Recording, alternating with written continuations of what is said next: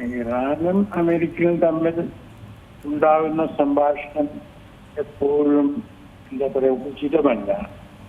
President Trump ഇറാനെ പലപ്പോഴും insult ചെയ്തിട്ടുണ്ട്.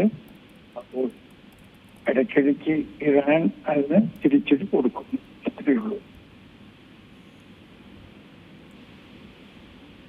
അതായത് ഇനിയിപ്പോൾ ഈ ഒരു യുദ്ധം ഇത് സമവായത്തിലേക്ക് എത്താനുള്ള ഒരു സാധ്യതകൾ അത് എത്രത്തോളം ഉണ്ട്? കാരണം ഈ വെടിനിർത്തൽ പ്രഖ്യാപിച്ചതിന് പിന്നാലെയൊക്കെയാണല്ലോ ഈ ഹോർമുസ് കടലിടുക്ക് തുറന്നു കൊടുക്കുന്നതുമായി ബന്ധപ്പെട്ട തീരുമാനമൊക്കെ ആയത്. എന്നാൽ വീണ്ടും കാര്യങ്ങൾ മാറി മറിയുകയായിരുന്നില്ലേ?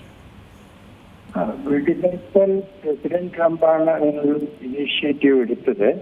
പക്ഷെ അദ്ദേഹം അക്കാര്യത്തിൽ സീരിയസ് ആണോ ഇല്ലെന്ന് നമുക്ക് പറയാൻ സാധിക്കില്ല.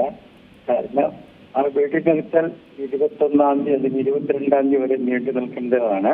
പക്ഷെ അതിനൊന്നും തന്നെ അദ്ദേഹം സ്ട്രേറ്റ് ഓഫ് ഹോർമുസിലേക്കും അതിന്റെ സമീപിച്ച വാട്ടേഴ്സിലേക്കും യുദ്ധക്കപ്പലുകളെ അയച്ചു കഴിഞ്ഞു.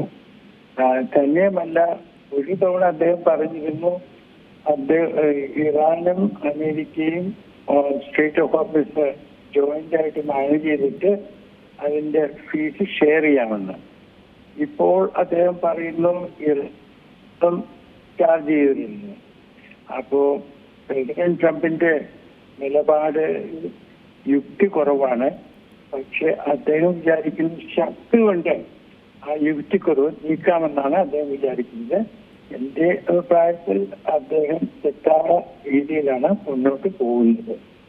ഏറ്റവും പുതിയ വാർത്തകളും വിശേഷങ്ങളും വിരൽത്തുമ്പിലറിയാൻ സീ മലയാളം ന്യൂസ് എല്ലാ ഡിജിറ്റൽ പ്ലാറ്റ്ഫോമുകളിലും ലഭ്യം.